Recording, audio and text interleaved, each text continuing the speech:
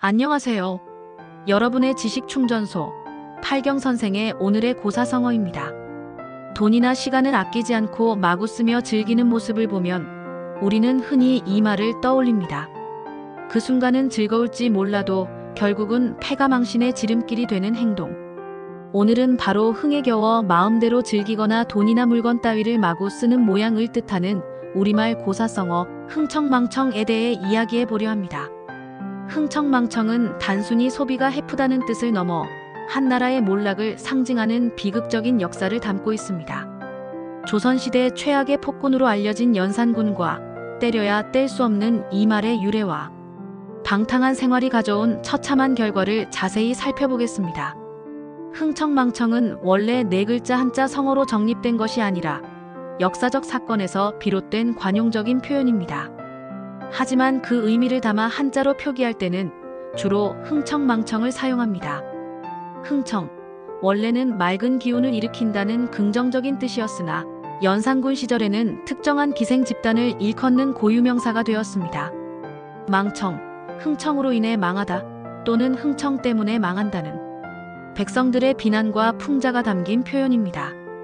특히 현대국어에서는 망청 부분이 별다른 의미 없이 운율을 맞추기 위한 후렴구처럼 붙어서 흥에 겨워 마구 노는 모양이라는 순수한 우리말 부사처럼 쓰이고 있습니다. 흥청망청의 유래는 조선 제10대왕 연산군 시대로 거슬러 올라갑니다. 모사화, 갑자사화를 거치며 폭군으로 변한 연산군은 정사를 멀리하고 오로지 향락에만 몰두했습니다. 그는 전국에 채용사라는 관리를 보내 미모의 처녀와 여인들을 강제로 궁궐로 끌어모았습니다. 이들을 운평이라 불렀는데 이 중에서도 노래와 춤이 뛰어나 연산군의 연회에 동원된 최고의 기생들을 특별히 흥청이라 칭했습니다.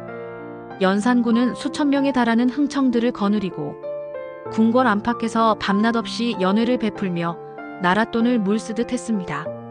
이들의 의복과 음식에 엄청난 국고가 낭비되었고 연회 장소를 마련하기 위해 백성들의 집을 강제로 철거하고 땅을 빼앗기도 했습니다.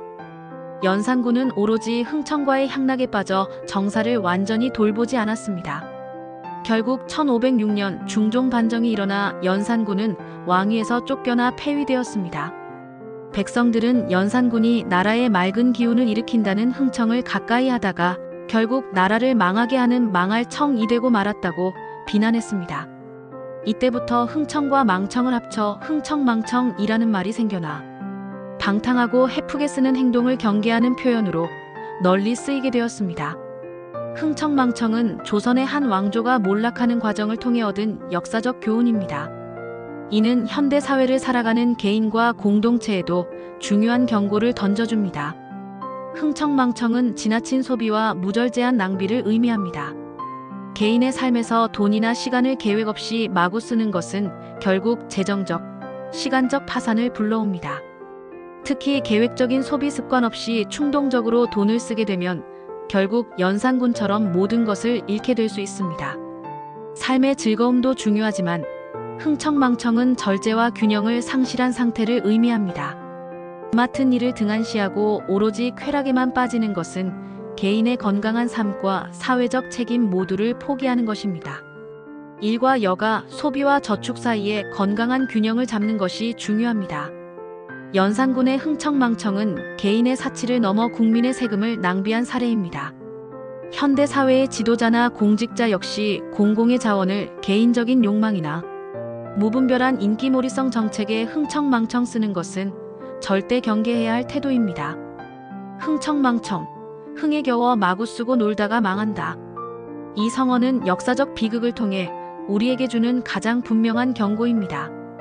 오늘 이 시간을 통해 여러분께서도 인생이라는 긴 여정 속에서 순간의 쾌락에 빠져 중요한 것을 잃지 않도록 절제와 책임감을 가지고 계획적인 삶을 살아가시기를 응원하며 구독, 좋아요, 알림 설정 부탁드립니다.